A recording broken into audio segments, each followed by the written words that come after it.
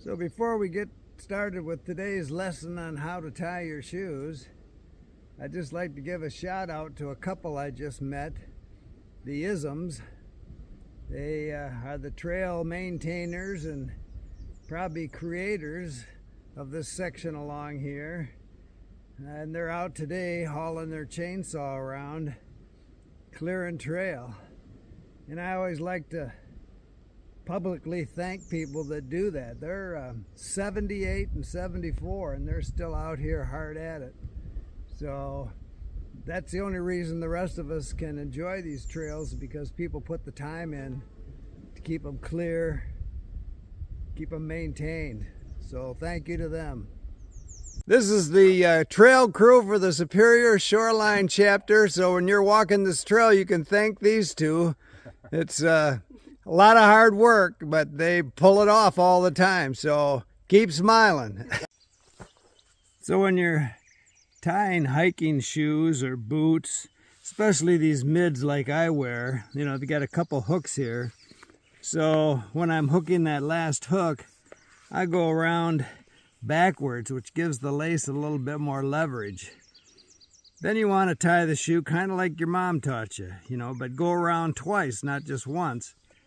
And you get this surgical knot, and it pretty much stays in place where you tighten it there. And you want to be sure not to tighten it too tight, because if you're doing 25-mile days, you want your foot to be able to flex a little bit. You'll actually feel fatigue in your ankle if you get it too tight there. And then, just like your mom taught you before you started kindergarten, go around, but go around twice and come through. And you have to work with that knot a little bit, maybe tighten it up there, but it's not going anywhere for the rest of the day.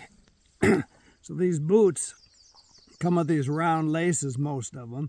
You can buy bubble, they call them bubble laces, twisted laces.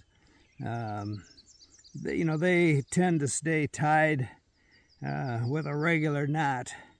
But when you get these round laces, they tend to come apart. So you really want to try this knot and try that leverage if you've got mids or high tops. So these Temp GTXs are still working out for me. The only thing I've done really with them is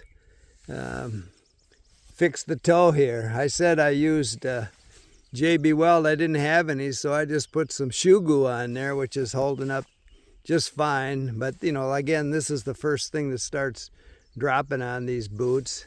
The other thing is, you know, they're a lot stiffer than my 3.5s. I would still prefer my 3.5s when I can get them. Now, I'm hiking the North Country Trail and I'm along Lake Superior, and as the trail goes through this forest, it's all built on historically ancient sand dunes, and so it's you know, up and down just like a roller coaster, and a lot of sand. And what I've noticed this morning, I was getting a hot spot back here on this heel, which I would never get with a 3.5. But, you know, these boots are, again, just a little stiffer. So, you know, I taped it up this morning, and I'm good to go. You know, the thing is, when you first feel a hot spot, you got to get right on it, and that will not become a problem for me. Leuco tape is the best thing you can carry. Just put a strip around there, and I probably won't take it off for the rest of the trip.